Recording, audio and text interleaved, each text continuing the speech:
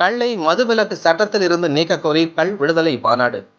4 மாத பச்சிளம் குழந்தையை கள் துடிக்கச் செய்து கோஷமிட்டனர். தர்மபுரி மாவட்டம் காரிமங்கலம் அடுத்த மாட்லாம்பட்டில் தமிழ்நாடு பனையேறும் தொழிலாளர்கள் பாதுகாப்பு இயக்கம் மற்றும் தமிழ்நாடு கள் இயக்கத்தின் தலைவர் நலசாமி தலைமையில் கள் இறக்கி சந்தைப்படுத்தும் உரிமை மீட்பு அற போராட்டமானது கள் விடுதலை மாநாடு என்னும் பெயரில் இன்று நடைபெற்றது. இந்நிகழ்ச்சியின் தொடக்கமாக பனையேறிகள் பனை மரத்திலிருந்து கள் இறக்க வேண்டி பனை மரத்துக்கு பனை மரத்தின் கள் கொண்டு அபிஷேகம் செய்து படைகளிட்டு பனை மரத்திற்கு பூஜை செய்து பானையில் கல்லை தலையில் சுமந்தபடி ஊர்வலமாக எடுத்துச் சென்றனர்.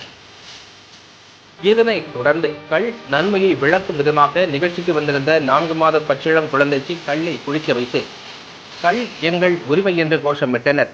பின்பு இந்த மாநாட்டில் கலந்து கொண்ட குழந்தைகள், பெண்கள் மற்றும் பொதுமக்கள் என அனைவருக்கும் கள் வழங்கப்பட்டது.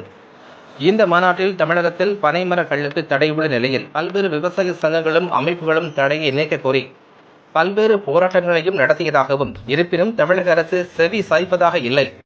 இச்சூழலில் கள்ளுக்கான தடையை நீக்கி விவசாயிகள், பொதுமக்கள் பயன்பெறும் வகையில் கள்ளை உணவாக அறிமுகப்படுத்த வேண்டும் என்ற அரசியலமைப்பு சட்ட நடைமுறையை அமல்படுத்த வலியுறுத்தி தமிழக விவசாயிகள் பாதுகாப்பு சங்கம் சார்பில் கள் விடுதலை மாநாடு நடைபெற்றது. இந்நிலையில் கூட்டத்தில் பேசிய மாநில தலைவர் நலசாமி, தமிழக அரசு கள் மீதான தடையை நீக்காவிட்டால் வருகின்ற தேர்தலில் திமுகவிற்கு வாக்களிப்பதை புறக்கணிக்கப் போவதாக எச்சரிக்கை விடுத்துள்ளார். மேலும் இந்த மாநாட்டில் தமிழ்நாட்டில் பல்வேறு மாவட்டத்திலிருந்து 300க்கும் மேற்பட்டோர் கலந்து கொண்டனர்.